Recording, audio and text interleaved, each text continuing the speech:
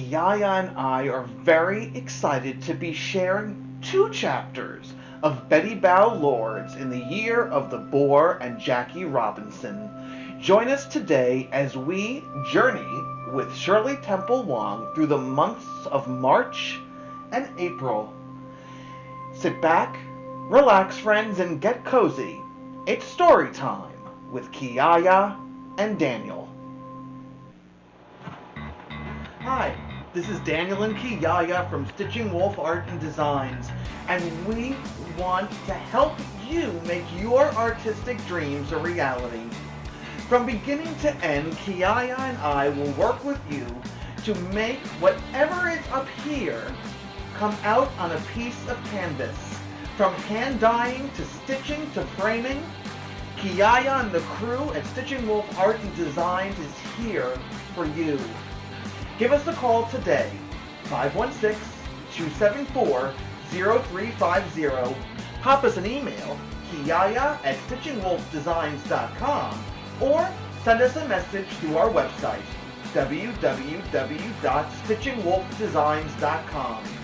The possibilities are endless.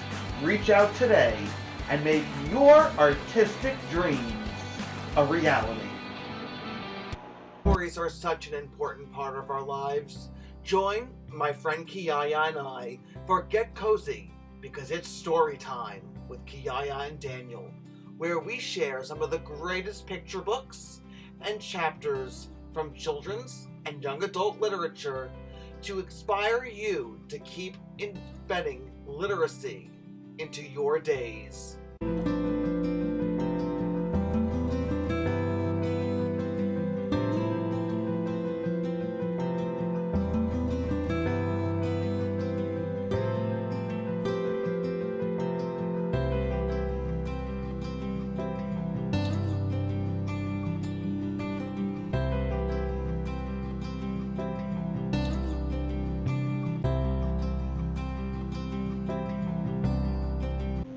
March. China's little ambassador. 9 o'clock sharp the very next morning, Shirley sat in the principal's office at PS8. Her mother and the schoolmistress were talking. Shirley didn't understand a word. It was embarrassing. Why hadn't she too studied the English course on the records that father had sent? But it was too late. She stopped trying to understand. Suddenly, Mother hissed in Chinese, "Stop that or else!" Shirley snapped her head down. She had been staring at the stranger, but she could not keep her eyes from rolling up again. There was something more foreign about the principal than any other foreigner she had seen so far. What was it? It was not the blue eyes. Many others had them too. It was not the high nose. All foreign noses were higher than Chinese ones. It was not the blue hair. Hair came in all colors in America. Yes, of course, naturally. The woman had no eyelashes. Other foreigners grew hair all over them, more than 6 Chinese together. This woman had none. Her skin was as bare as the happy Buddha's belly, except for the neat rows of stiff curls that hugged her head. She had no eyebrows, even. They were penciled on and looked just like the character for man. And every time she tilted her head, her hair moved all in one piece, like a hat. "Shirley," Mother was trying to get her attention, "tell the principal how old you are." Shirley put up 10 fingers. While the principal filled out a form, Mother argued excitedly. But why? Shirley had given the correct answer. She counted just to make sure. On the day she was born, she was 1 year old. And 2 months later, upon the new year, she was 2. That was the year of the rabbit. Then came the dragon, snake, horse, sheep, monkey, rooster, dog, and now it was the year of the boar, making 10. Proof she was 10. Mother shook her head. Apparently she had lost the argument. She announced in Chinese, "Shirley, you will enter 5th grade." 5th? But Mother, I don't speak English, and besides, I only completed 3 grades in Chungking. I know, but the principal has explained that in America everyone is assigned according to age. 10 years old means 5th grade, and we must observe the American rules, mustn't we? Shirley nodded obediently, but she could not help thinking that only Shirley had to go to school, and only Shirley would be in trouble if she failed. Mother stood up to leave. She took Shirley by the hand. Remember, my daughter, you may be the only Chinese these Americans will ever meet. Do your best. Be extra good. Upon your shoulders rests the reputation of all Chinese. All 500 million? Shirley wondered. You are China's little ambassador. Yes, Mother. Shirley squared her shoulders and tried to feel worthy of this great honor. At the same time, she wished that she could leave with Mother. Alone, the school mistress and Shirley looked at each other. Suddenly, the principal shut one eye, the right one, then opened it again. Was this another foreign custom? Like shaking hands? It must be proper if a principal does it, Shirley thought. She ought to return the gesture, but she didn't know how. So she shut both eyes and opened them twice. This brought a warm laugh. The principal then led her to class. The room was large, with windows up to the ceiling. Row after row of students, each unlike the next. Some faces were white like clean plates, other black like ebony. Some were in between shades. A few were spotted all over. One boy was as big as a water jar. Several others were as thin as chopsticks. No one wore a uniform of blue like hers. There were sweaters with animals on them, shirts with stripes, and shirts with squares, dresses in colors as varied as grand-uncle's paints. 3 girls even wore earrings. While Shirley looked about, the principal had been making a speech. Suddenly it ended with Shirley Temple Wong. The class stood up and waved. Amitabha! They were all so tall! Even Water Jar was a head taller than she was. For a fleeting moment she wondered if Mother would consider buying an ambassador a pair of high-heeled shoes. Hi, Shirley! The class shouted. Shirley bowed deeply. Then, taking a guess, she replied, Hi! The teacher introduced herself and showed the new pupil to a front row seat. Shirley liked her right away, although she had a most difficult name, Mrs. Rappaport. She was a tiny woman with dainty bones and fiery red hair that brushed skyward. Shirley thought that in her previous life she must have been a bird, a cardinal, perhaps. Yet she commanded respect, for no student talked out of turn. Or was it the long, mean pole that hung on the wall behind the desk that commanded respect? It dwarfed the bamboo cane the teacher in Chungking had used to punish forehands whenever he stole a trifle from another. Throughout the lesson, Shirley leaned forward, barely touching her seat to catch the meaning, but the words sounded like gurgling water. Now and then, when Mrs. Rappaport looked her way, she opened and shut her eyes as the principal had done, to show friendship. At lunchtime, Shirley went with the class to the school cafeteria, but before she could pick up a tray, several boys and girls waved for her to follow them. They were smiling, so she went along. They snuck back to the classroom to pick up coats, then hurried out the door and across the schoolyard to a nearby store. Shirley was certain they should not be there, but what choice did she have? These were now her friends. One by one they gave their lunch money to the store owner, whom they called Mr. P. In return, he gave each a bottle of orange-colored water, bread twice the size of an ear of corn, oozing with meatballs, peppers, onions, and hot red gravy, and a large piece of brown paper to lay on the icy sidewalk and sit upon. While they ate, everyone except Shirley played marbles or cards and traded bottle caps and pictures of men swinging a stick or wearing one huge glove. It was the best lunch that Shirley ever had. And there was more. After lunch, each of them was allowed to select one item from those displayed under the glass counter. There were paper strips dotted with red and yellow sugar tacks, chocolate soldiers in blue tinfoil, boxes of raisins and nuts, envelopes of chips, cookies as big as pancakes, candy elephants, lollipops in every color.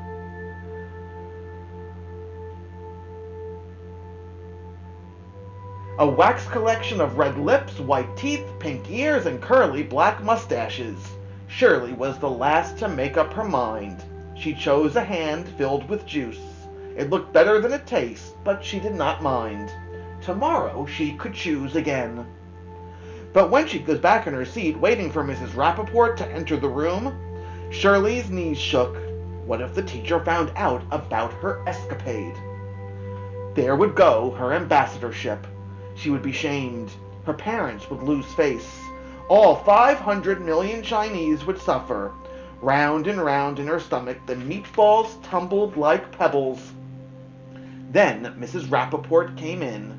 She did not look pleased. Shirley flinched when the teacher went straight to the long, mean pole. For the first time, her heart went out to 4 hands.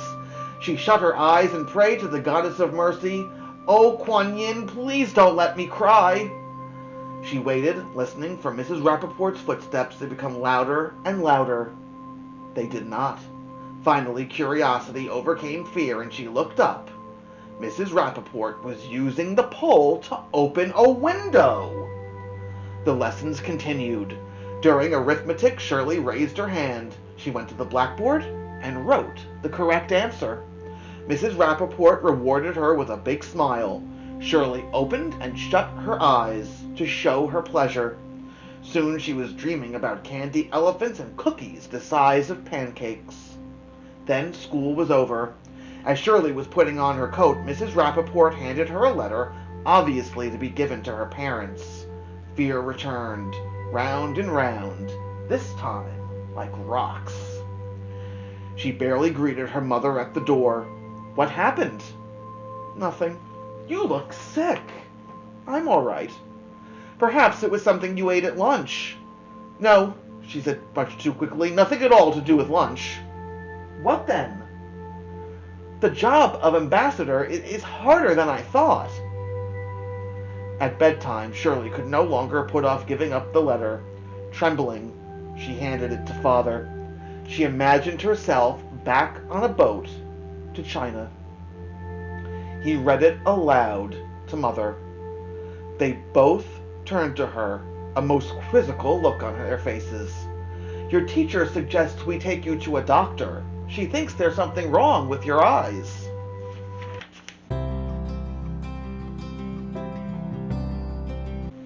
April, a hungry ghost.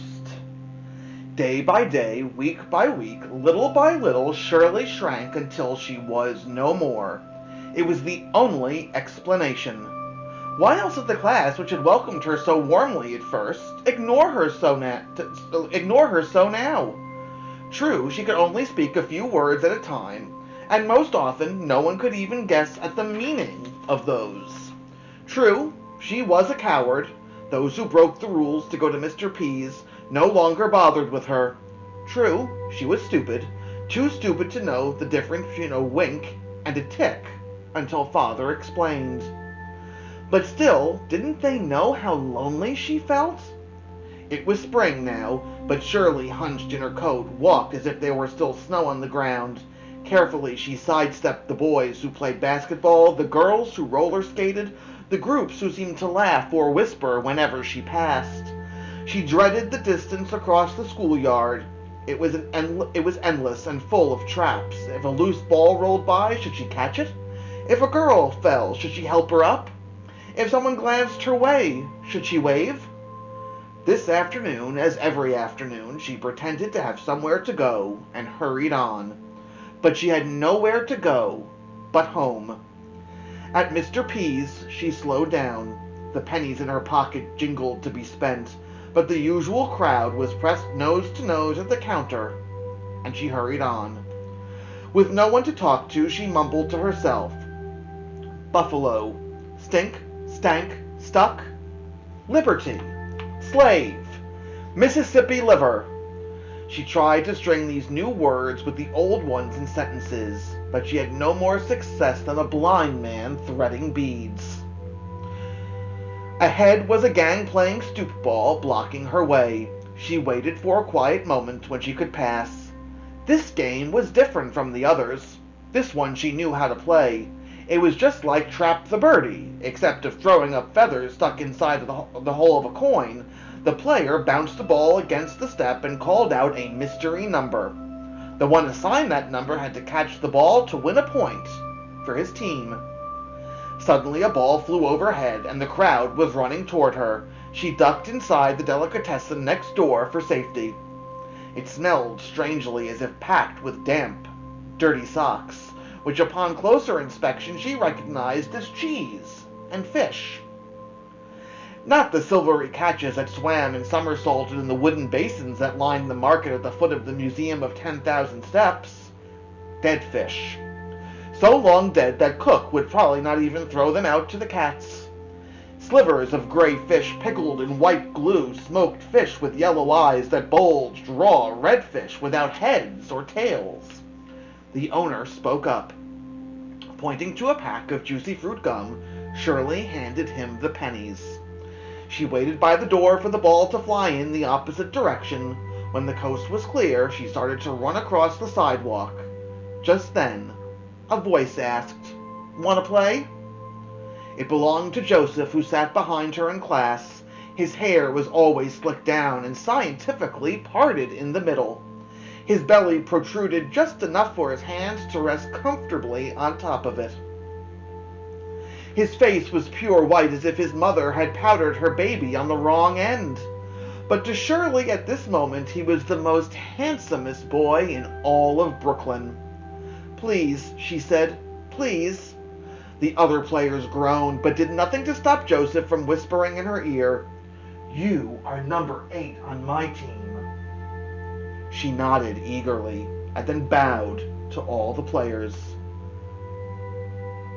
They groaned again. The next number called was hers. She ran after the ball, bumping teammates along the way, only to let it slip through her fingers. It didn't matter. She was on a team. Her happiness did not last. No sooner had she learned to smack the ball smartly on the steps, angling it right or left, than the other players revolted.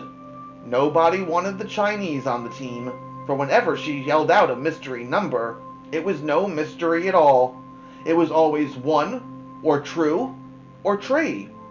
No surprise, always 1, or true, or tree. In the excitement of hurling the ball, she couldn't remember how to say the higher numbers, especially after she had missed every ball when the other team member called 8. Pretty soon they were calling 8 almost every time. Her team was losing. It was all her fault. Finally, Joseph approached her with an outstretched hand. She shrugged, gave up the ball, and stood apart again to watch. She laughed along when someone missed. She cheered along when someone scored. Always a second too late, a second too long. Yet none of the gang noticed. They seemed not to see her at all. She ought to go home, she thought. Mother had learned to make delicious cupcakes, but she did not move. She stood by instead, like a hungry ghost. Finally, one player left.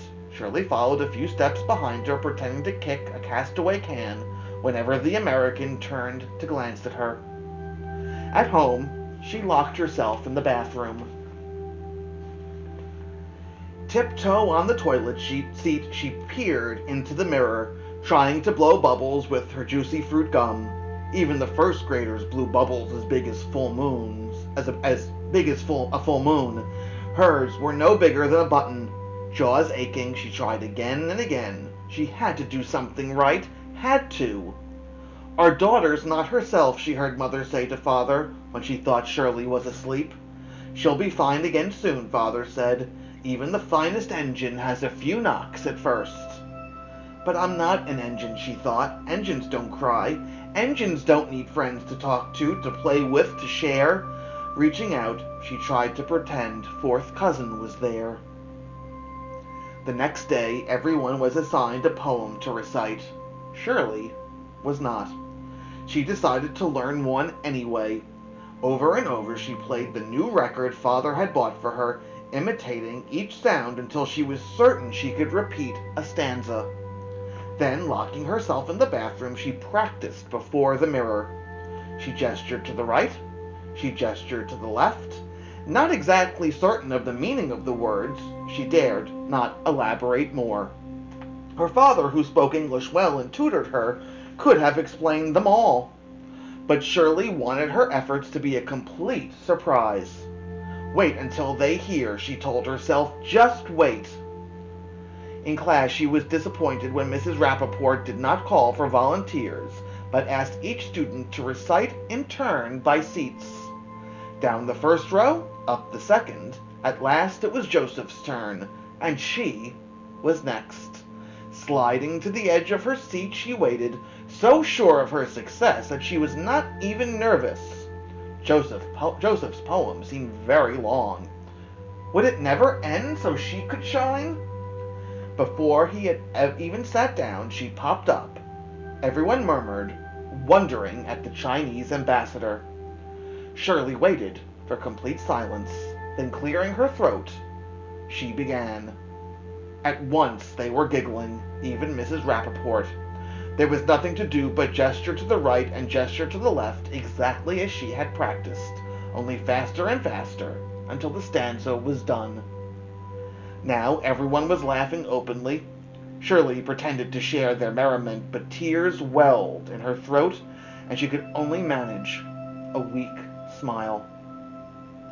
What had gone wrong? Had she done something stupid again? She wanted to run, but her feet would not obey. The laughter continued. Soon she stood like a forlorn scarecrow under the pelting rain.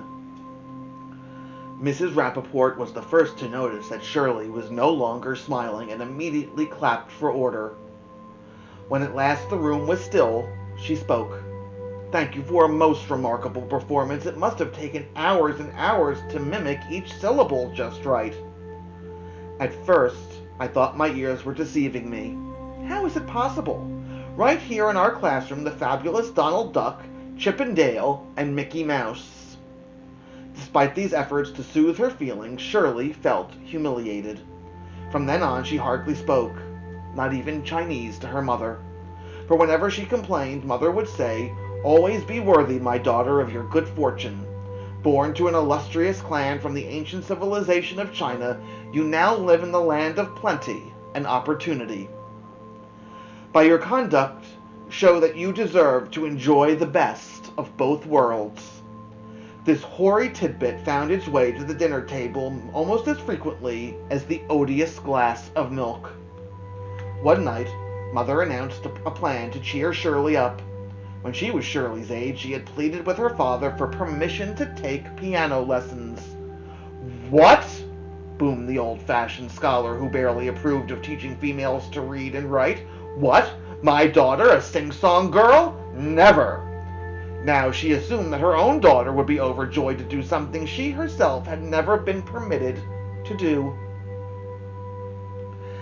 She had arranged for Shirley to have piano lessons. Tomorrow, after school, she would go downstairs to the basement where Senora Rodriguez, the landlady, doubled as a music teacher.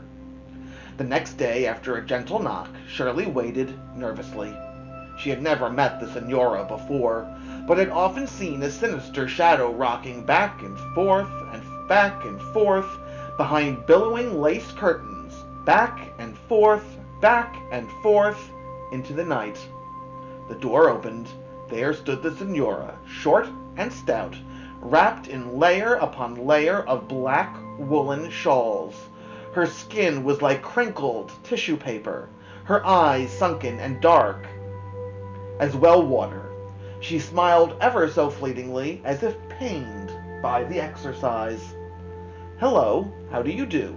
I'm Shirley, and my mother," she eked out the words as if squeezing dregs from a squash tube of stale toothpaste.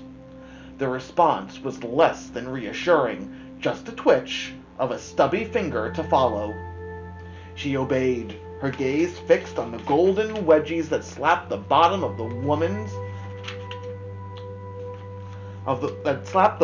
woman's bulging feet as she led the way through a curtain of colored beads to the piano. It too was covered with shawls.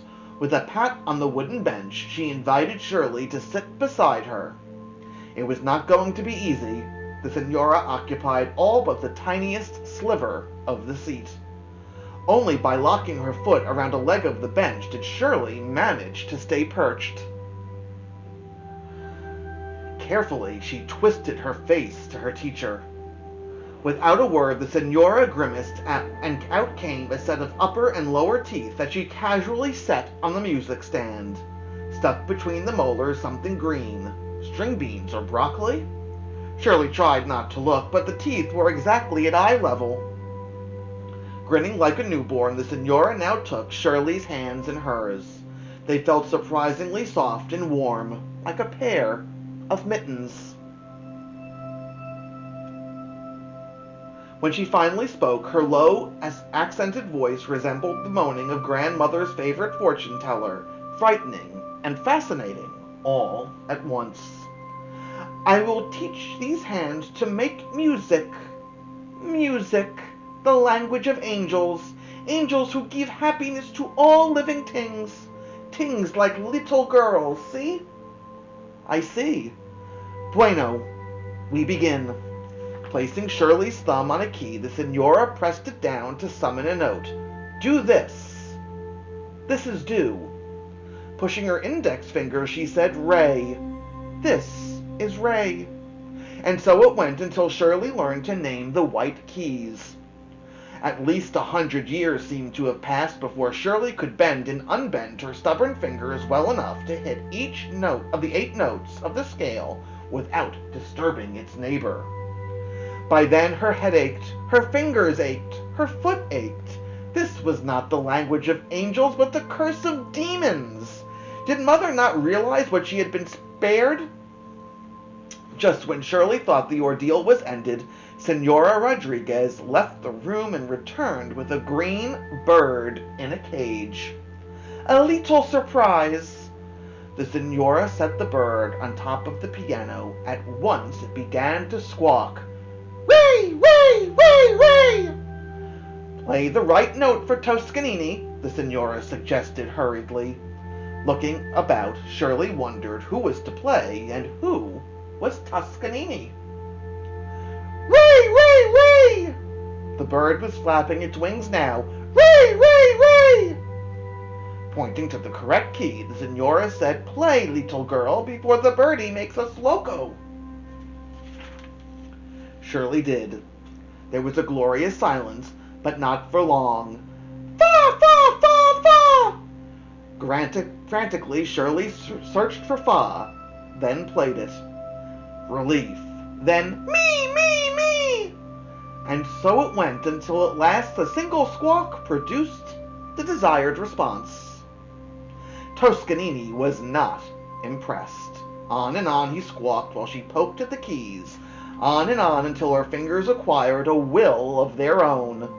On and on until the notes blended into a melody so compelling that Shirley and the Senora began to sway side to side and sing along. So enchanted were they by their duet that the miracle at first went unnoticed. Amitabha! Toscanini was speechless. Content now to perch silently on his swing, the bird kept an eye on the proceedings with an occasional 360-degree flip of the head. With the last note still in the air, Senora Rodriguez popped her teeth back inside her mouth. The lesson was over. But the next week Shirley's fingers seemed as clumsy as ever, and now there were lessons on the piano in addition to the lessons at school. Hour after hour, day after day, week after week, study, more study, and yet again study. None of this would have truly mattered if she had someone to walk down the long corridors at PS8 with. Someone to complain about being the only Chinese in the school, and the only one who had to take piano lessons. Someone who cared if there was a Shirley Temple Wong in this world. But that someone did not exist.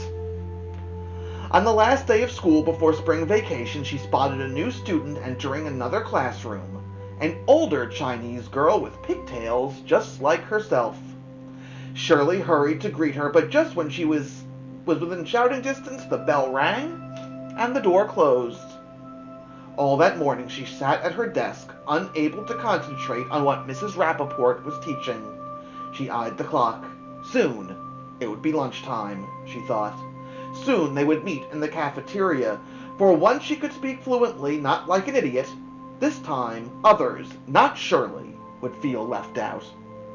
She smiled, imagining the fun of talking about the other thing the others, not Shirley, knew little about.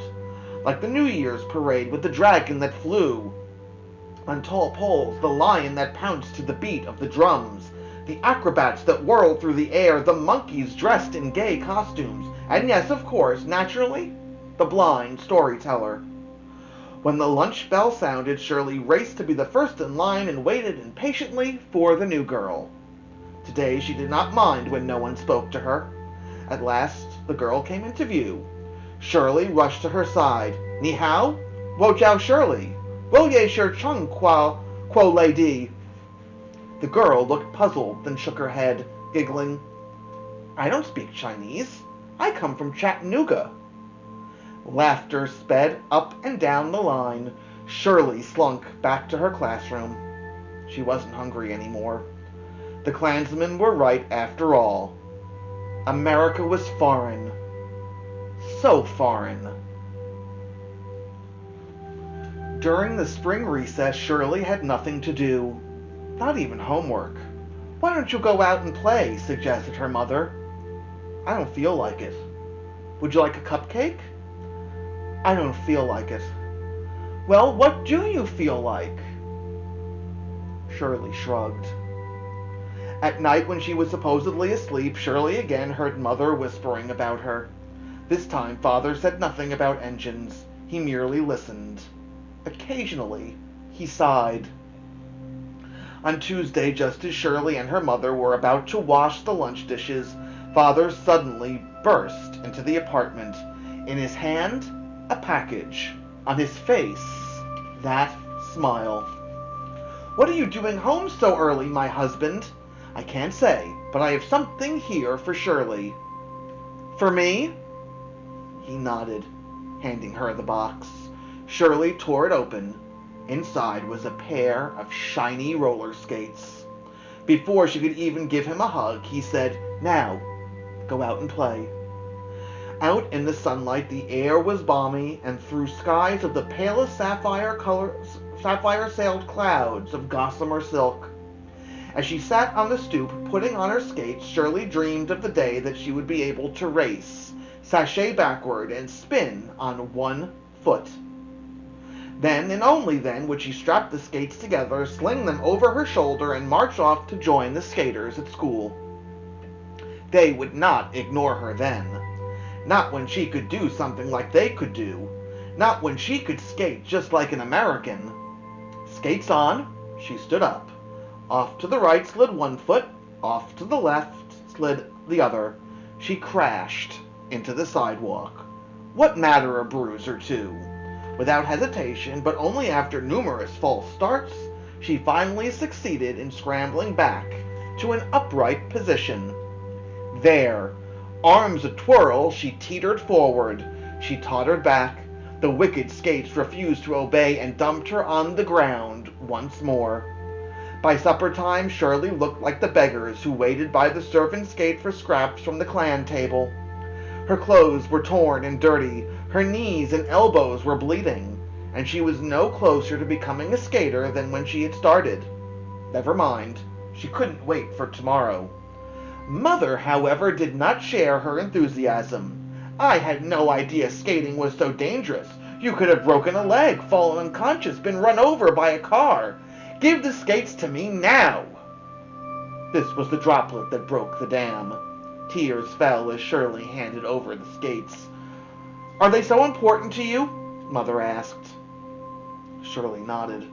Mother pretended to busy herself with the skates. Well, she said, perhaps when your bruises are healed and your father's not busy, he can go skating with you.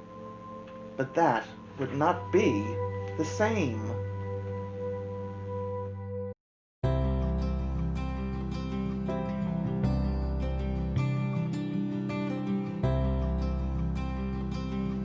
I know, Kiyaya. I feel so bad for Shirley. She's having such a hard time fitting in.